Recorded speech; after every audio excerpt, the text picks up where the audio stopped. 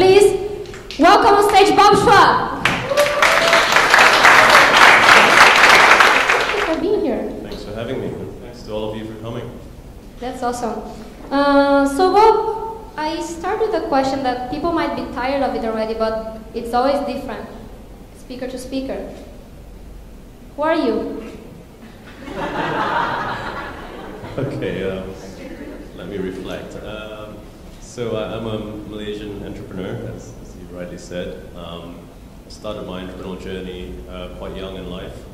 I worked in corporate for a while and used that experience to earn as much at somebody else's expense, and took the leap into entrepreneurship about, let me see, I don't have to tell you how old I am now, but probably close to 20 years ago now, or just more than that. I've been in the analytic space most of my life, which is quite boring but pays the bills, and more recently started doing investments in other companies, mainly in tech, commerce, and a few other areas. And I live up the road, I work across the road, and it's great to be in a great venue like this. I was telling Ais earlier on that one of my family businesses, my grandfather was an entrepreneur, my great-grandfather was an entrepreneur, my mother was an entrepreneur, and I grew up in an entrepreneurial family. And one of the businesses that we had, and I remember running around it as a young kid, was actually a printing press. And I used to run around amongst machines and stuff like this, and playing around with different printing machines. Isn't it dangerous? So yeah, pretty dangerous, but health and safety in Malaysia, it's pretty rough. But so it's nice to come back and talk about entrepreneurship in this environment. That's amazing. That's such a good coincidence. And I was exactly going to ask you more about. It's always interesting to understand why someone decides to take all the risks and become an entrepreneur instead of following an easy path. So if you can recall a little bit, you told that your family is filled with entrepreneurs. Tell a bit about your childhood. I don't know if you grew up in Malaysia, or how did your life come into this point, and yeah, just tell about your life. So I was born in Malaysia, and at a very early age, about a year old, we moved to the UK, and I grew up, spent most of my childhood in the UK. UK not being a very entrepreneurial place, but I think coming back to Malaysia as a teenager opened my eyes to opportunities, and opened my eyes to and exposed me to my family's business and how they ran things, and I learned a lot from them. And it's always been my wish from a very early stage to be like them and try and emulate what they achieved. But I also started from nowhere. My first job, it's nothing to do with entrepreneurship, but I probably learned some lessons from there, was being a golf caddy. I lived near a golf course, and my granddad used to play golf, and I used to see all these caddies making $50, $100. So I thought, I can do that. That's not hard work. And little did I know, it was bloody hard work. To get $10. To walk around 18 holes in the hot sun and stuff. But I think that the lesson that it taught me was resourcefulness, hard work, value for money, etc. And when I went to business school, I saw an opportunity where a lot of international students at the time, the internet wasn't really mainstream in the early 90s, late 80s, what have you. So people were still calling their families back, which cost a lot of money. And where I went, there was a lot of international students. So at the time, there was a service called the callback system. I'm not sure if any of you even knew about that. I guess the older guys here would probably know about that. So you call this US number, the US number then calls wherever you come from. So you're actually being charged a US rate, which is really cheap. So I thought, okay, I could be a reseller for this thing. And I got onto my university internet thing. I had an email address, which was still a number. You don't even have your name at the time. I remember it was 500142 at whatever my business school was. And I started a business from there. I signed up as a reseller. I invested in a fax machine and a mobile. And I signed up other resellers in other universities, my friends in other business schools. And they then sold the service on to international students. And this was my first experience of entrepreneurship. And it allowed me to buy a car, which is a real junk. Still, having wheels in university is a big thing. and allowed me to go on the little holidays and breaks and stuff. But that was my first taste of having my own business and running it in a structured way, making money, signing other people up, providing client servicing, etc. And I was doing all of that from my computer lab in my university. So that's my first taste of it, and the rest is history. And if you can recall that, what was the drive for you? Was it the thinking of buying a car? Was it thinking of having fun? What drove you to just start it? It's hard to say. I mean, I think, a lot of people debate what makes an entrepreneur. Is an entrepreneur made or honed, or can you teach entrepreneurship? How are you going to get the sounds? How are you going to censor this? And you have noises from there, like something, okay. A siren, and then, yeah. I don't know, I think... Can you guys in the back hear? Yes. Clear? Good, good. My voice doesn't help. I'm suffering a bit of a chest infection. It's a good question. I always ask myself that as well. What made me do this? To be honest, it's hard to say. I've always wanted to be an entrepreneur, but I don't know what's really sparked it. I think, obviously, my family's played a bit of an influence to try and emulate what they've done. I think second is I'm a real stubborn bugger, so I can't really work for someone else. I think that is a big factor. I don't really like taking orders from people. And I think having the freedom to do my own thing, building my own thing, there's a lot of satisfaction in that. And in retrospect, I may be a bigger risk taker than the person who doesn't get into entrepreneurship. Okay, so stubbornness was not being so afraid of taking risks. Well, I guess, being fearless, being stubborn means that you're determined, and you take your own risk, and you have strong self-belief, and that's true for all the entrepreneurs here, I'm sure. Yeah. So we were talking a little bit before about what makes you a risk taker and the importance of actually not taking risks to start our own business, which is a concept that is very easy to understand, but I think really only one who has ever taken a risk really knows how it feels in your guts to quit your job or start something that might be nothing in 5 years. So tell me a little bit about risk taking. How do you define the feel in you? What makes you a risk taker? So I think there's different levels of risk as you evolve in business and entrepreneurship, as well as age and commitments, etc. I mean, when you're a young entrepreneur, doing a startup at say 21 years old or whatever, your commitments are probably very different from when you're 40 years old with kids and a house and a mortgage and multiple businesses and hundreds of people in your companies, etc. And perhaps a bit of naivety helps. You don't even know the risk at that stage, and it's probably easier to take the plunge. But the way I looked at it, I worked for a large company called Nielsen. They're probably the largest marketing communications company in the world. We had like 45,000 people. I was in their Hong Kong office, and I had 220 people under me. I was still relatively young. I think I was 26 years old when I had that. And I was the youngest executive director of this group. So, everyone said, wow, you're doing really well. But I saw that as a risky thing because, there was a risk that tomorrow I could be fired, I could be laid off, I could be whatever, and I had one revenue stream, which is my salary. Now, the way I looked at it is, if I create a business and I create my own venture, I may have 10, 20, 30 clients, and I have 10, 30, 20, 30 revenue streams. If one client goes, I still have 29. So the way I looked at risk was quite different from someone saying that, you have a secure corporate job. I said, I don't think so. That's probably more risky than starting my own business. And I took the plunge. I'll never look back. Oh, interesting point of view. And we're talking about just to close a little bit more on the top of risk-taking. Entrepreneurs that came to Startup Mind before usually ask the question, what's the worst that could happen? So how do you answer to that question? So, I've been an entrepreneur now for however many years. I just turned 40 this year. I know I look about 60 or whatever. I actually had hair when I started this journey. I think when I reflect on my journey, I don't know, I think risk is different at different stages, obviously. I don't know, it's a hard question to That's why we asked it. Sorry? That's why we asked the question. Okay. Can we move on to another one? And I'll Yeah, come back okay, to let's this. go, let's go. So, your postgrad is on big data. And I told people already, I'm a big data stupid, so I'm gonna leave the smart questions for you guys on that. But basically, how did you get involved in this industry? Why did you see the opportunity and you decided to start a business on it with all the risks involved?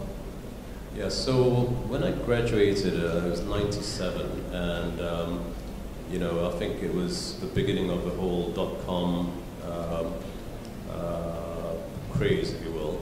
And I majored in both technology and business, which was quite opportune. It was my interest, as well as the hot thing going on at the time. And I had a lot of friends who studied finance or engineering or what have you. And when we all graduated at the same time, it took them about 2 years to get a job, because when we graduated in September 97 or whatever, I think a week later was the Asian financial crisis.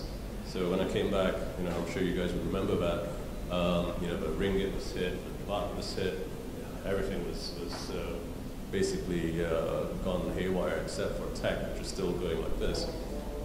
So I sort of came out at the right place, right time. And it was always my interest to be in this field.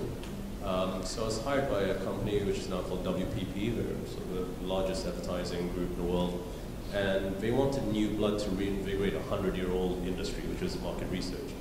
And I think if you look at the industry, 100-year-old industry that hadn't leveraged technology as yet, and the internet was booming, and we got some young blood to try and reinvigorate it, it was really right place, right time. We had a lot of luck. So I started from there, and then I moved on to Nielsen, as I said earlier on, and took on a bigger role. And then the .com crash came, and everyone who was in startup at the time was wiped out. We were fortunate, I was fortunate, I was still in an operation at the time. And when things started to get better, then I started doing, I had a venture that I started with an American colleague in the States, and we sold that a few years ago. Then I started Pulse, because Asia was still relatively behind everyone else in terms of online data collection, online measurement, etc., etc. So that was in 2005, so about 9 years ago. And because I was so tuned into the way Silicon Valley worked, that it was IPO or nothing. That was the holy grail. I don't know, IPO is a different story, but at that time, if you're in tech, it's all about going public. And we started in 2005. We had our first client about, I think, the next day after starting, because I had a network, I had what have you. I remember it was a $14,000 job. There's 3 of us, couldn't even do it. Somehow we pulled through, we did it. The second job we had was $40,000. We couldn't do it, we almost got sued because we couldn't do it. And the rest is history. I remember the first year, we made about $500,000, and then it just went on. So we grew 430% year on year, and 33 months later we went public in June of 2007. So that's the story. And I want to go into the story of like going public, but coming a little bit back, nowadays when you look at what you're doing, who are your main clients? What's the profile of people that are interested on this hot topic, which is big data? Yeah. So, what we've been doing since 2005 to now is, in today's terms, small data, in terms of the size of what we do and etc. I see a lot of people now falling asleep while we talk about this. But, I think our main clients were the Fortune 500s, FTSE 250s, people like the Procter & Gamble's, the Unilevers, the large companies that shared a lot of customer data, that wanted to predict the next product range they should launch, the next price range that they should price their products at, the next media campaign strategies, etc. So we help use data to predict those sorts of things. Now with big data, we're working with a lot of governments to do things like crime prevention, disease prevention, predicting the next disaster hotspot, and that sort of stuff. So some really, really interesting things, but they're very large scale and very complex, and you won't come into my office from the street and say, could I do a big data project with you? I mean, usually it's a very large scale, well thought through process with very big clients. And why is such a buzz right now around big data if internet companies have been around for a while already? Why now it's such a hot topic? Well, you know, these Americans, they like to create all this marketing hype around stuff, and you know, what's big data today will be small data tomorrow, and then we'll have large data, bigger data tomorrow. I don't know. I think, one, because of the sheer amount of data being generated by us from our mobile usage, from the Internet of Things, our devices, social media, etc.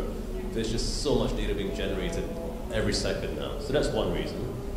Two, I think the competitiveness of clients is getting fiercer. So in order to get ahead of their competitors and to get the edge, you need to use data to be able to do that. And I think three, again, it's a way to make money for tech companies. But you know, I think factor 1 and 2 is a bigger factor over factor 3. I mean, a lot of people have to pivot, reinvent themselves, etc., to be able to ride on this wave, which is what they're doing. Mm-hmm. And what would you say are the opportunities that are not being tapped or are not really being well solved yet in Asia regarding big data? I mean, if you tap into this industry, where should we head to? Well, I think people here don't really understand it yet. They can't afford it yet because there's no critical mass. Okay. So, you know, I think it's a cycle of creating technology that can be affordable and applicable to everyone. Okay. And it takes time to do that. So that's why Asia is always sort of behind in this sort of stuff, because it's highly complex, very expensive to begin with, and you have the usual big players that start with this sort of thing. So it'll take a while until it's I guess cloud friendly, big data as a service friendly, applicable to all of us in this room, that we can actually have mass adoption of big data. But right now it's limited to a very niche audience. Just for curiosity, who here owns a company or is running a business that you feel that what we're talking about is relevant for you? Okay. I sense the same. We talk a lot about big data, but we cannot grasp what it is and what we can do with it. And it's actually a decision-making industry, or no? Well, it's paying my bills. I don't know. I think there's still a lot of opportunity for it. I mean, if you look at the US, for example, if you look at the funds and the deals that venture funds are looking for, I would say half of the deals have something to do with analytics or big data. Okay. If you look at the number of funds out there from the big Kleiner Perkins, Sequoias, etc., a lot of them have a dedicated big data fund, and most of them are on their third or fourth fund. And if you look at the history of their first funds, usually the funds were about $100 million. Now they've gone up to about $475 million. Okay. And the last indication that it's such a hot thing is that to raise money from the LPs previously, it used to take about 8 months to raise 100 million. Now it's taking 3 months to raise 500 million. Wow. So I think if you use these factors, then it shows that there's a lot of money and innovation in the analytics and big data space now. Okay. It's just that it hasn't reached Asia yet. So to me, it's a huge opportunity.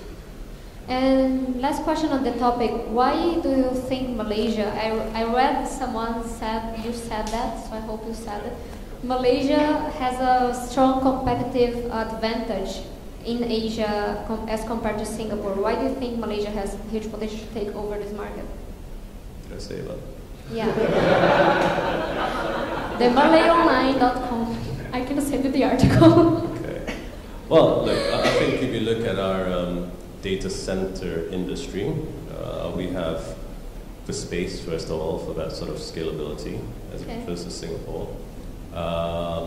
We have the population size and the amount of students studying either economics, mathematics, or statistics related to becoming trained in big data, or becoming a data scientist, analyst, what have you, more so than Singapore. We have a lower cost of getting such talent, infrastructure, etc., especially with things like MSc, bill of guarantees of tariffs and tax free status for certain hardware and software that we invest in. So I think if you tick the boxes, it makes sense that Malaysia has the right ingredients. Whether we have the right political will, framework, talent pool, education system, etc., remains to be seen. But if you ask me whether we can do it and we have the right ingredients, absolutely. But I think Singapore is definitely ahead of us right now, probably 2-3 years ahead. So you didn't say that? I think I said that Singapore was slightly ahead of us. It's okay. So I see the essential value of it is basically like facilitating smart decision making for people, like turning just raw data into information that can be used to improve something and can help everyone here. Yes. So if you would advise someone in here just like to jump in, this is maybe just for those who don't have a company yet, what's the easiest way to get into this industry? I don't think there's any easy way to get into it unless you have loads of money to buy a question. company. Okay, I'm going to jump a little bit to diversify because you have a very diversified profile, so big data is one of the aspects that's interesting to learn about from you. Those who are interested can maybe grab him for a talk and ask these questions. I actually want to jump more into the business side and growing a business, which is something that most of you might be going through. Starting by, why was it important, besides the fact the Silicon Valley hype, why was it important for you having an IPO strategy? Okay, so I think, I was an entrepreneur at a stage where tech was all about going public. I mean, we looked at all the folks that started up during the time that I did, especially in the States. I mean, almost everyone went public. Now, the economy has changed, the public markets have changed all around the world, and it's harder to bring a company public now than it was before, in terms of the capital market, liquidity, etc., etc.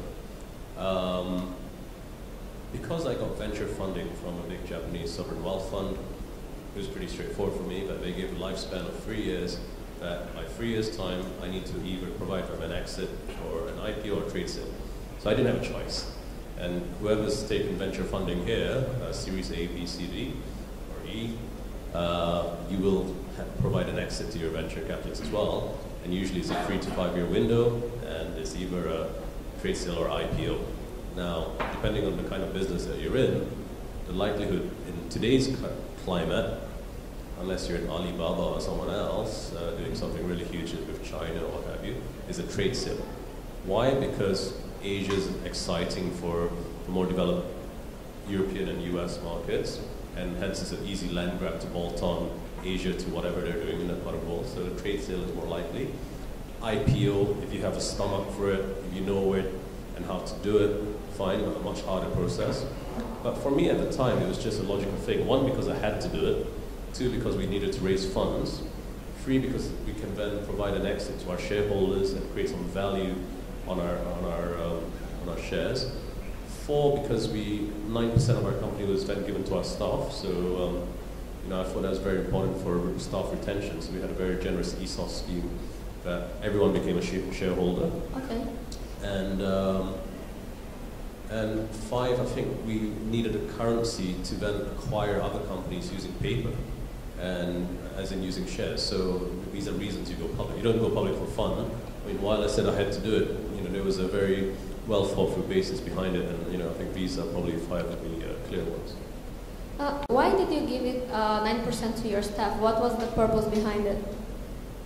Well, we could have given 5%. We could have given nothing.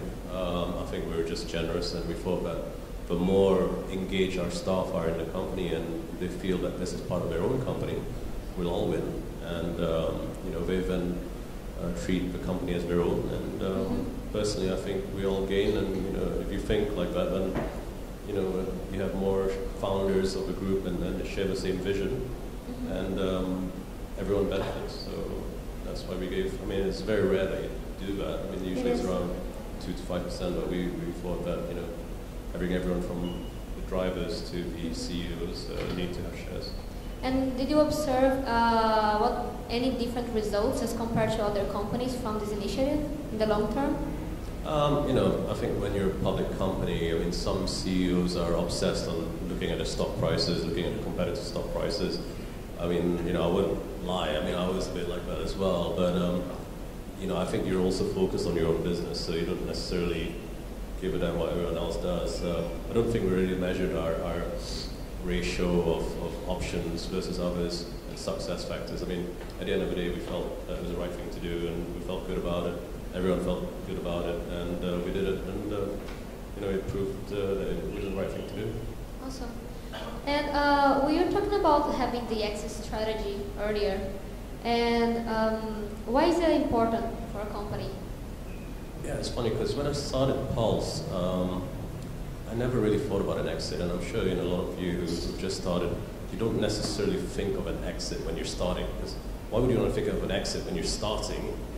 Because you've got 101 other things to worry about.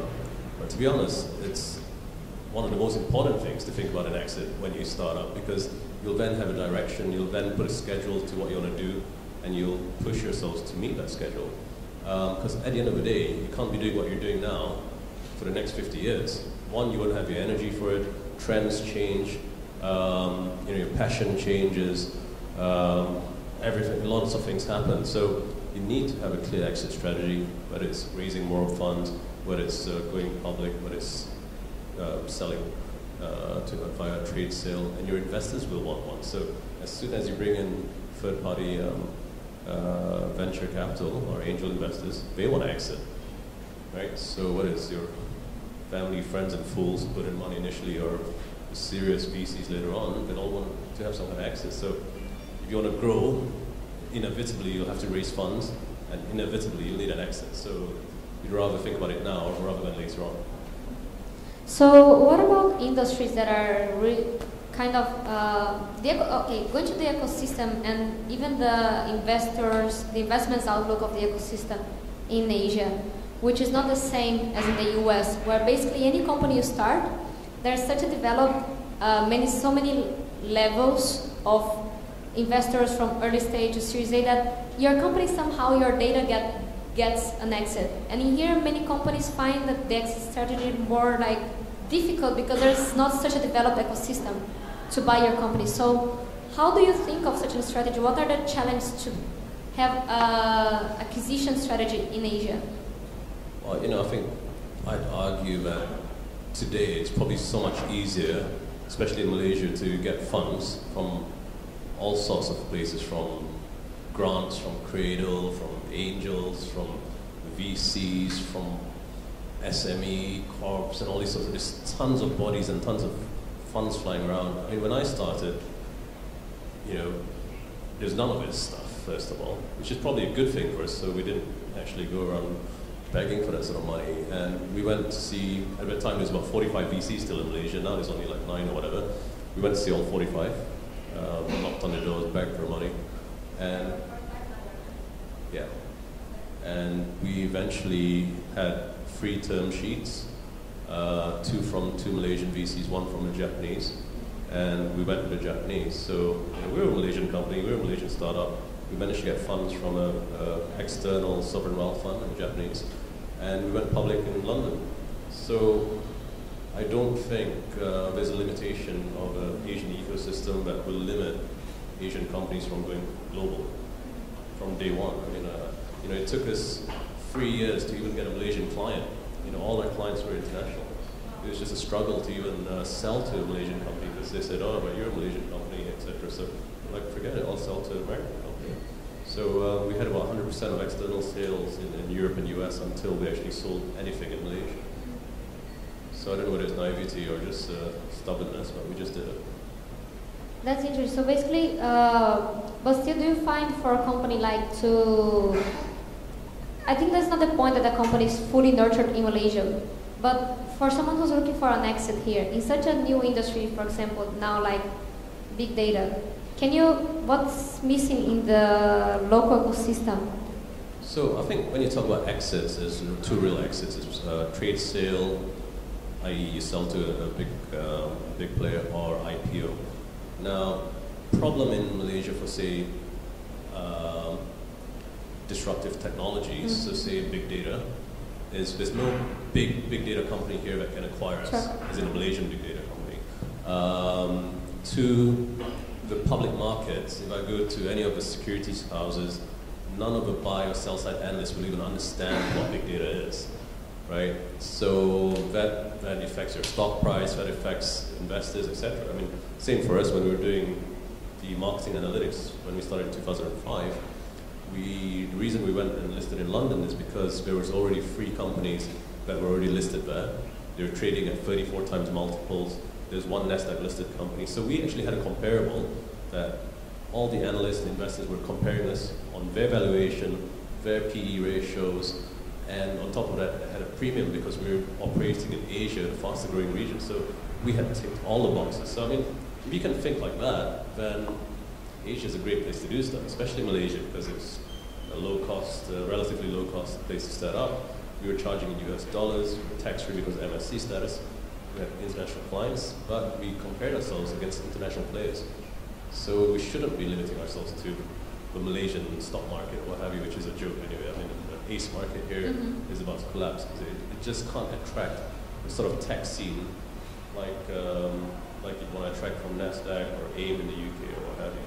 So basically start a business here with the benefits of low costs and actually an appealing market, and you focus on comparing and going global, basically competing at global level, but from here. Absolutely. Smart. Hope you guys are taking notes.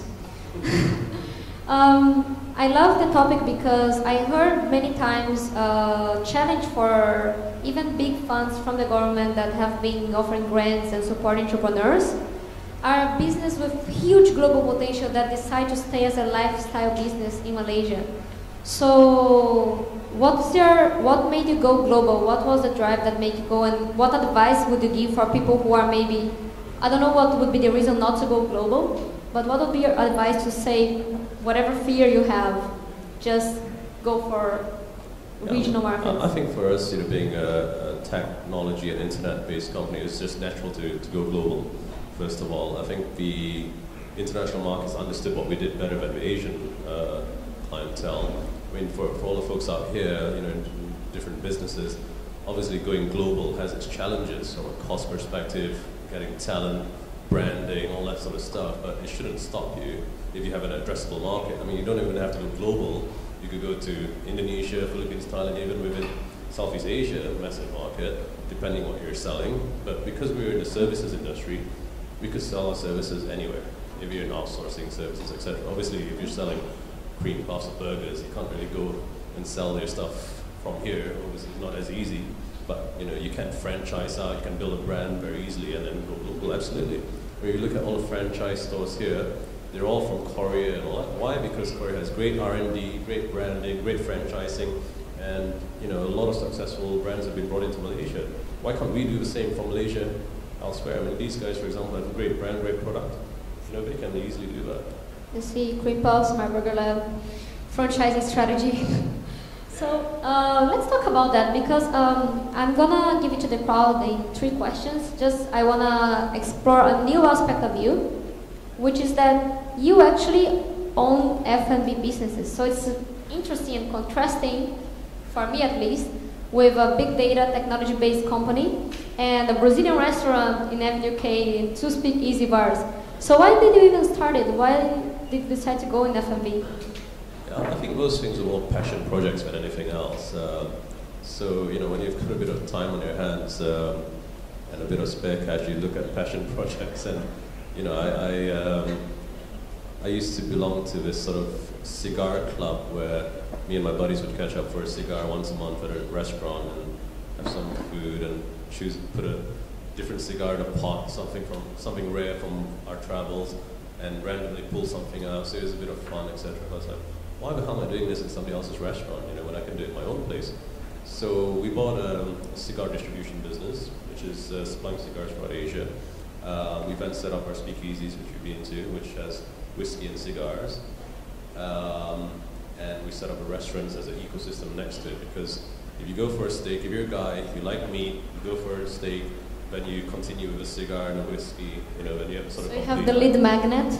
Yeah, exactly. So we started actually in Phnom Penh in Cambodia, because there's a limited amount of restaurants there providing good meat for Brazilian churrascaria and cigars in a up-and-coming affluent market, very niche, and they all charge in US dollars. Nobody pays tax there. We do, obviously. But it was a good ecosystem to start a business. We started there, did very well. Then we brought it closer to home, and we started 2 of them here. One's in Damansara, one's in town, as you've seen. And I think the biggest thing that we're selling is actually, I don't know if any of you have been to a place called Whiskey Tango Foxtrot at Sara. our whiskey and cigar place. But the biggest thing that we're selling is exclusivity and networking, actually. Okay. So that's the product. Yeah. It's just like Starbucks, you know, it's in the business of people, but they sell coffee. So similar thing, you know, people think that we're a very exclusive membership club, which is how it's projected. And obviously the top 1% of people go there, the corporate, big, you know, fat cats, etc. But what you're buying into is this exclusive club of high net worth individuals, Cs, corporate players, who, by the way, drink whiskey and cigars because that's what they do. Yeah. So that's our product, really. And, you know, it's done relatively well. Like startup grind. The point is that people absolutely. Okay. It's all cigars and whiskey. It's just that they make more money than I. Okay. And what are your plans on this business? Is this going to be always for fun, or do you want to expand it? Well, you know, I think with any business, it has to be fun, first of all, but it has to make money, and it has to be self-sufficient. So, you know, from a fun project, it's now grown into several markets, several outlets. We're now looking at Sri Lanka, we're looking at East Malaysia, we're looking at China. So it will grow to something bigger than we thought it will. So it's become its own animal like itself. So I think being an entrepreneur, you know, you always want to grow something, and it will get to that level. Awesome.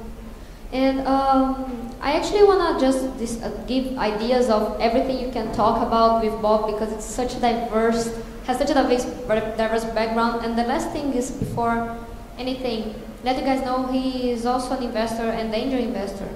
And you're part of the Virtuals Investors Circle, is that right, the name? And tell me a little bit on why did you join, or this group? So I guess a bit of history about that. I think early on in the day, probably about 4 years ago, angel investment in the country was non-existent.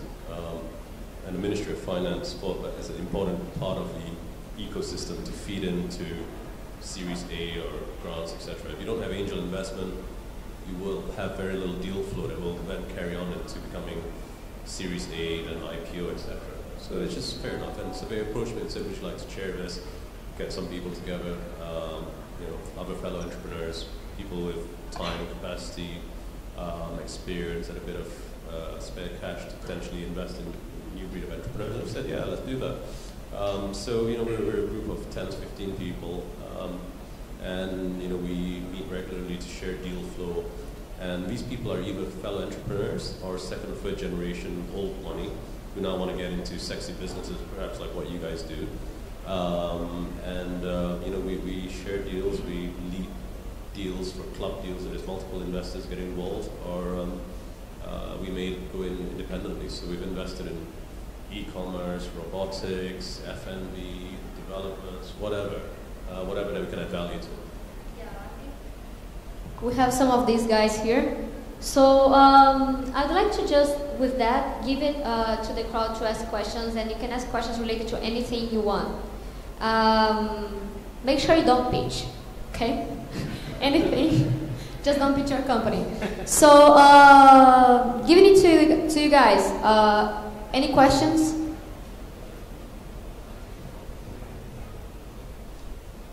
There? Yeah, hi, my name is Azmin. Sure. Hi, Bob. Can I call you Bob? Yes, please. All right. So you're in big data. How do you manage to, what do you call it, educate your customers about the benefits of selling big data and predictions and stuff? So, yeah, I mean, that's a great question. Education is always a big process when you're early in the game. And, you know, I think the danger of launching or getting into something that's too early or too late, you know, is always a risk. You know, if you're too late, then the market's flooded with competitors. If you're too early, nobody knows about what the hell you're doing and how to justify your price. So timing is essential, obviously. You know, with our marketing analytics business, we took about 5 years to educate the Asian marketplace on its benefits, etc., etc. When the financial crisis hit, everyone moved to online research without even questioning it, just because of the cost benefit. And I think similar for big data, you know, we're spending a lot of time educating the market, as you rightly say, from a lot of PR, a lot of application, case studies, etc., etc. But the education process is a long process until you hit the tipping point. You know, I mean, if you've read the tipping point, that's what it's all about. Once you reach a tipping point, you're already there, and you're prepared to sell to these guys. So I think getting to that tipping point, you know, requires time, investment, etc. But once you're there, at least you're ahead of the game because you know you are the thought leader in that space. So you know, it's important that you position yourselves as thought leaders. So now, if you think big data, Malaysia, then everyone comes out as Bob Chua. You want to get your name out in that space, whatever you're doing, whether it's cream puffs or burgers, etc. I mean, that's really the name of the game, right? So fake it till you make it, basically. Okay. More questions? Hello. We're doing something as well that's, you know, requires a lot of education to the public before we can actually sell it. But what I wanted to ask you is, how would you actually go about, like, I wouldn't know where to start looking for customers overseas.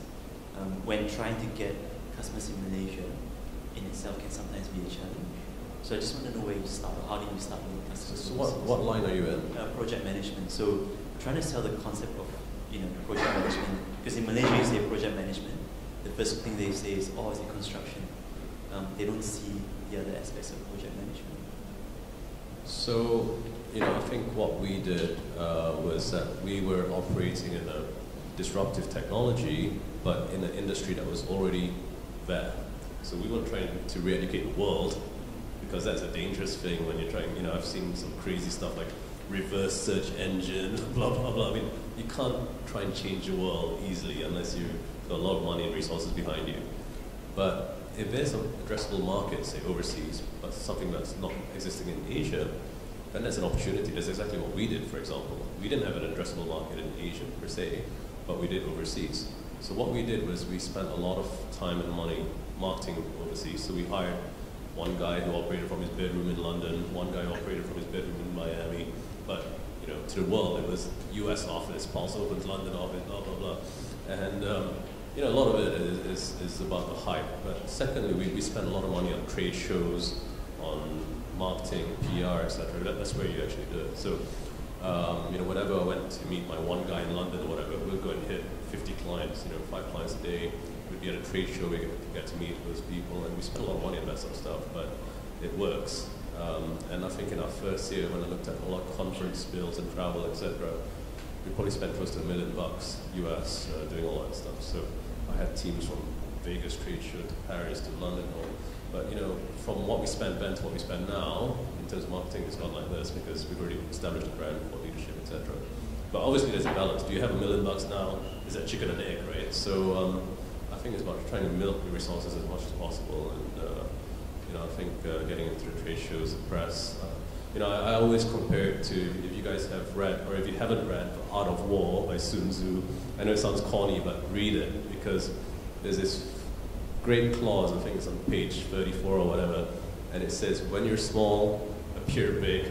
When you're far, appear near, and all that sort of shit. But I took that stuff, and that's what I did, you know. When we made sure that every month we launched a big PR, a big piece. Like we hired one guy in the UK, we Pulse launched London office. Hired one guy here, launched a new product, new version or whatever. We just hyped the hell out of this thing. And you know, there's a term called hyper-growth, as in hyper-growth to really grow fast.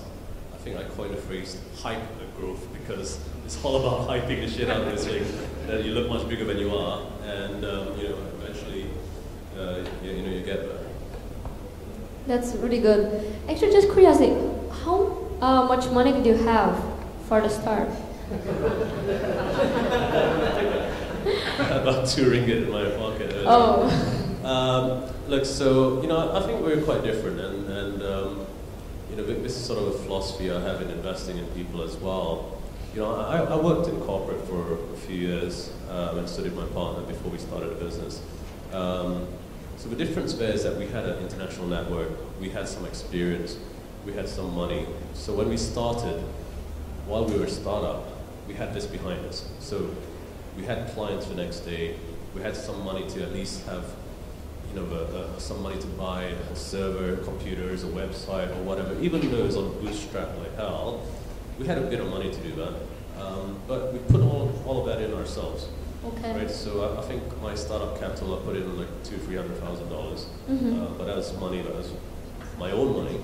And I always think, as a mantra, it's important that you guys put your own money where your mouth is, and that will enable you to make this thing succeed. Because, you know, when it's your own slog and tears and blood, you'll make sure that you make it work. So whenever I invest in a company, I'll make sure that you put your own money in first. Otherwise, you know, if it's easy money, other people's money, you know, it's a different story, and the success rate is much lower. So meaning that it influences your own attitude towards what you're building. Totally. Amazing. Okay, more questions?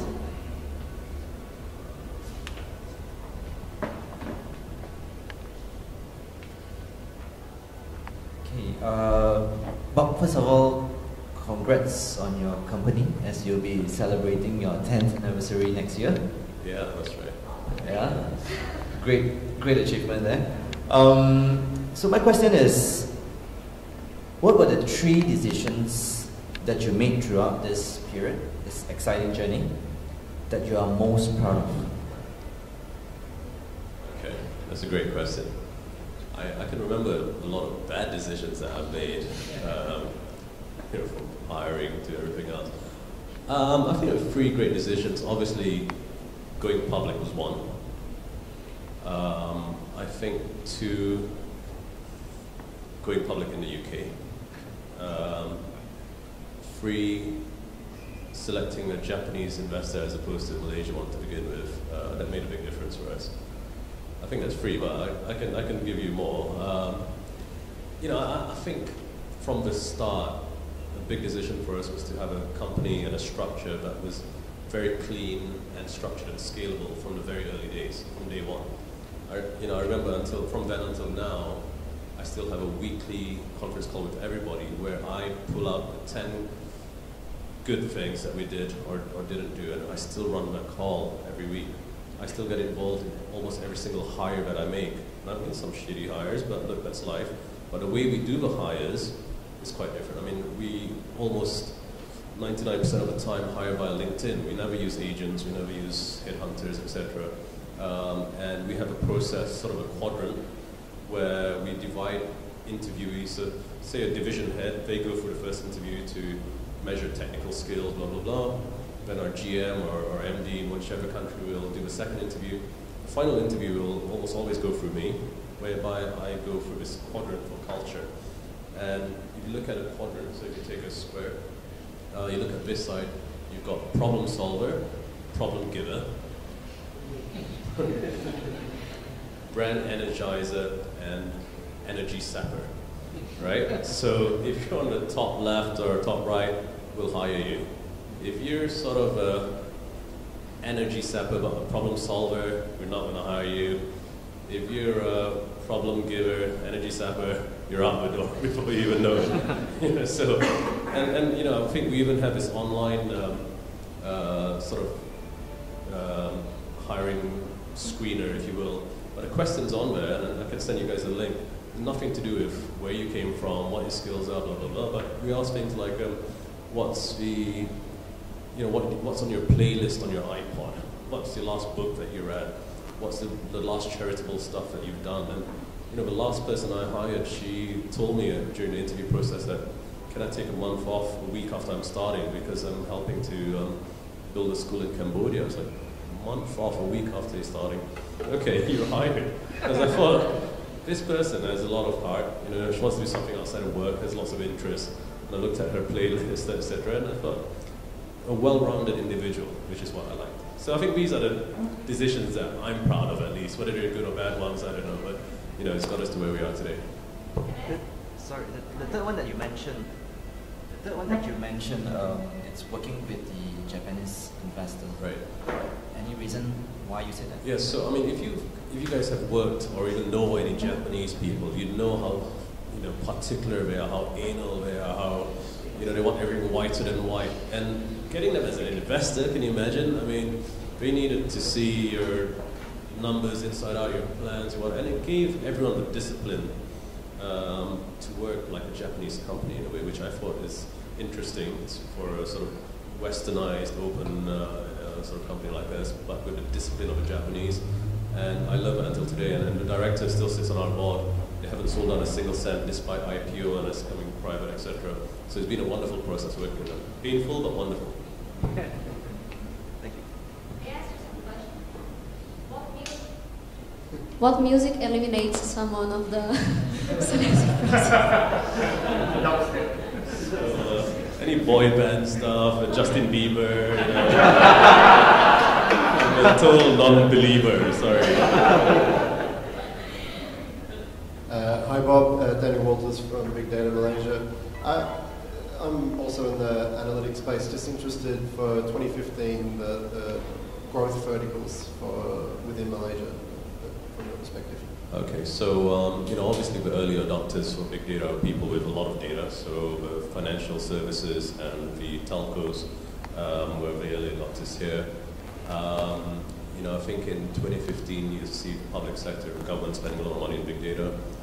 We've already allocated quite a big budget for a pilot project that starts in 2015, in fact, and that's only 4 ministries, but they're going to roll that up to 110 ministries.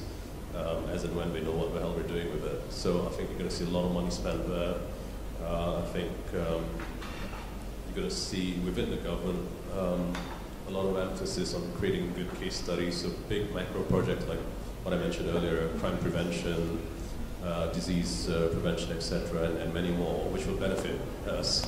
So I think there's going to be a lot of activity and spending there. I think for private sector, it's going to be down to the big boys again. And hopefully as costs come down, applications get more widespread, big data as a service type applications, etc.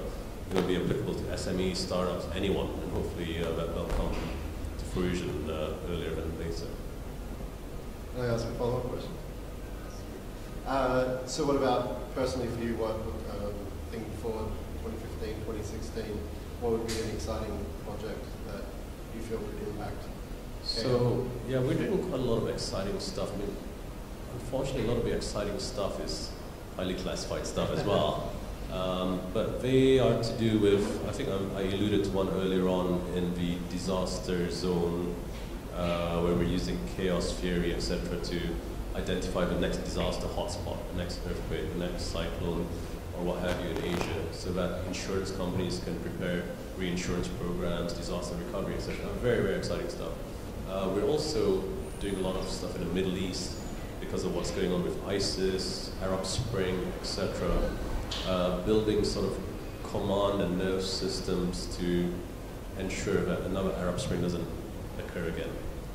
That's as much as I can talk about it, but using big data analytics, etc., to monitor and etc., in that part of the world. Interesting. Okay, does anyone have any other questions? Feel free to ask now.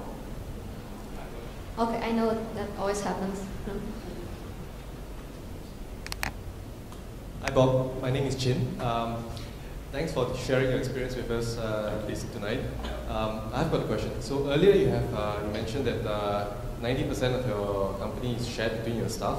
So how do you... 9%. No, sorry, 9%. Okay. So how do you like allocate, like, you know, person A gets a couple of percent, person B? Right. So obviously, you know, we have certain thresholds, and we have weightage by seniority, first of all. Secondly, by length of service, etc., etc. So the longer you stay, you get more shares, and the higher you are, you know, you get shares along the way. So it's a process for basically rewarding retention and performance. So we have a few criteria on performance, tenure, as well as seniority. So basically all sort of linked to working up the chain, and but everyone from CEO, CFO, CEO, etc., down to even our driver has shares. So and they buy for a nominal fee of $1. Okay, I actually have one more question. Just give you guys the hint that no one asked him about his investment preferences, and I think that's an interesting thing to ask about. But I'm more into seeing your job on. That's the one I have, and it's not really working for me. And I wonder, like, how hard it is to manage your health and time when you are an entrepreneur and you travel around, basically live in an airplane sometimes, right? He just came from Sri Lanka for this event. How do you keep healthy? Yeah, I mean, that's a good question. I mean, you know, when I was 26, I think, when I moved, no, I think 23, when I moved to Hong Kong, I was working in a large corporate at the time, Nielsen, I mentioned. I think within the first 3 months, I put on 25 kilos or something.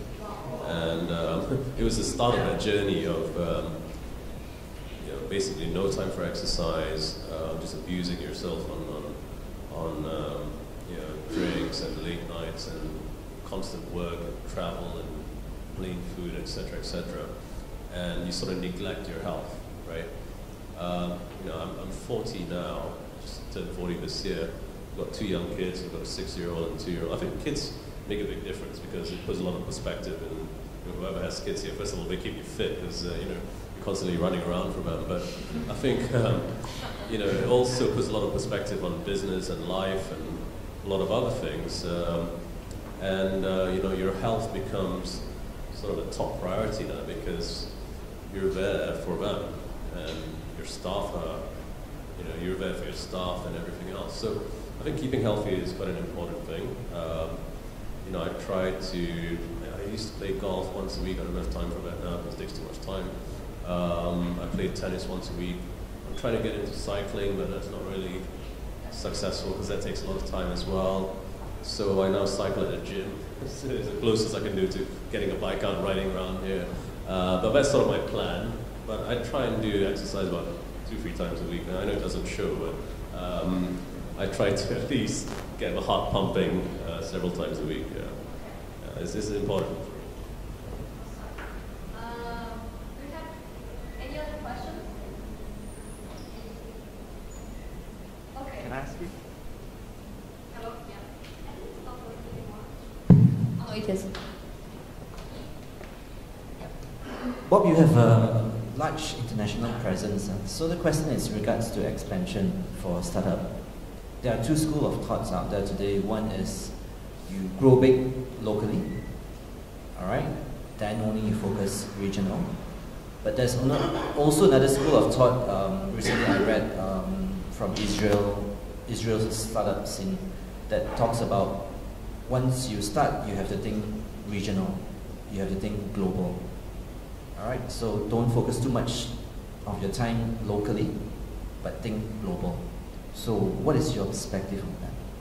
No, I think it really depends on the kind of business you're in, whether it's labor intensive or you know, it's scalable because it's a service. I mean, for example, you guys are leveraging technology, providing you a service that could follow the sun. It could be anywhere in the world, and it could be virtually 24/7. With these guys, it's a bit more difficult because it's a tangible business and they have a lot of equipment, etc. To go global is a bit more different, right? But if you're in technology, if you're in services or something that's marketable over the internet or you know, able to be done virtually, then immediately you can go global.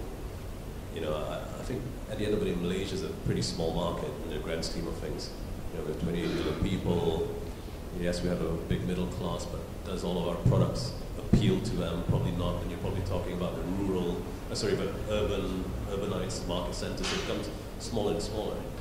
But if you have something that can be sold to, say, a more developed market, you know, Singapore, for example, while it's a smaller market, it does well in services because it's a, you know, it pays top dollar for the service industry, for example. So it really depends on your business, but personally my preference is to go global from day one, obviously. You don't need tons of people to go global nowadays. You have the tools, collaborative tools, with technology, communication, etc. All you need is how long can you stay awake to service these guys, right? So I've got teams that are what we call follow the sun, that work while they're in Malaysia or India. They work on the European time zone, US time zone. That's how businesses are done today. So at the end of the day, I don't want to manage 2,000 people, 5,000 people, whatever, but you know, having 100 people, 150 people, even 50 people scattered around the world is doable today. You know, as long as you've got clients in those parts of the market, or talent in those places, you can immediately go global tomorrow if you want to. Awesome. It's actually very similar to Latin America in a sense that for most of tech business, I guess, technology based, going global, regional is not an option because our markets are many, many tiny markets. If you have the potential to go global, why wouldn't you do that? So it's very similar Southeast Asia and Latin America. That Warren, welcome. Thank you. Thanks, Liz. Hi, Bob. Warren from VLT.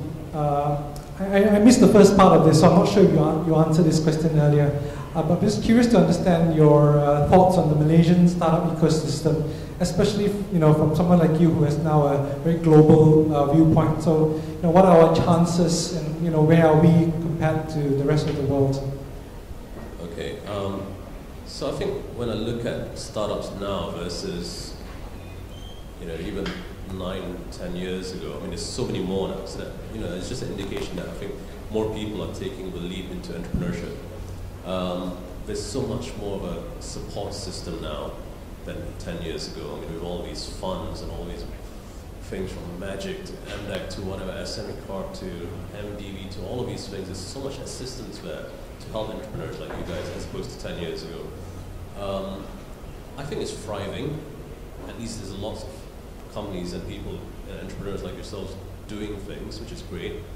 But we want to see some real success stories and icons come out from all these startups. Because anyone can start a startup, but can you build a global icon? Can you bring a company public? Can you do all this sort of stuff? So when I started, our school, the school of 2005 or whatever, the old school entrepreneurs were people like Mark Chang, Ganesh, me, Patrick, all these guys.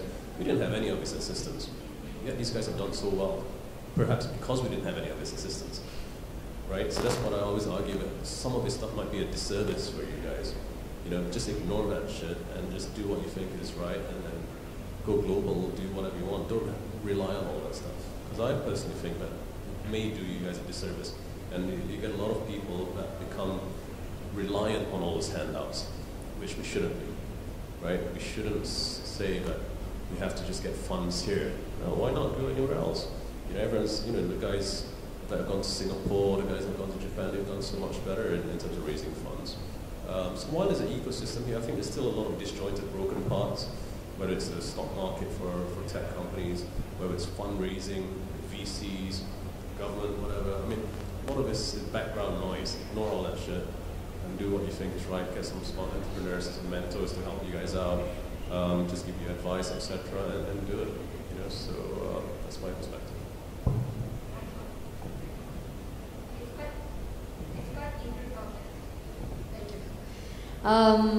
We have a few companies like Carlis.my, Sales.com who were like in the transitioning point. They took grants and at the same time became successful companies. They still have way to go, but in comparison to Post, to Kacha, to MyG and MOL, but they have done well.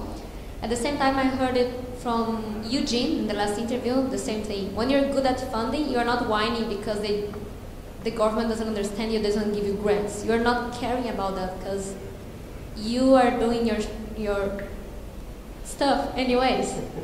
So that's a very good advice, actually. I would like to close with giving you the words of being an entrepreneur who you did it yourself with a great wave of entrepreneurs that really made Malaysia even more relevant than Singapore in terms of big companies that went public out of Malaysia.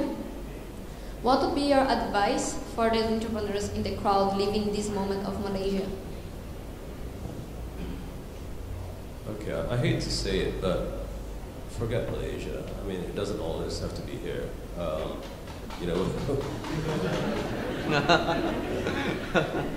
I'm a nationalist, I'm proud of Malaysia, etc. But in terms of business and growing business, getting funding, don't limit your scope to Malaysia, right? There's a lot more opportunity out there.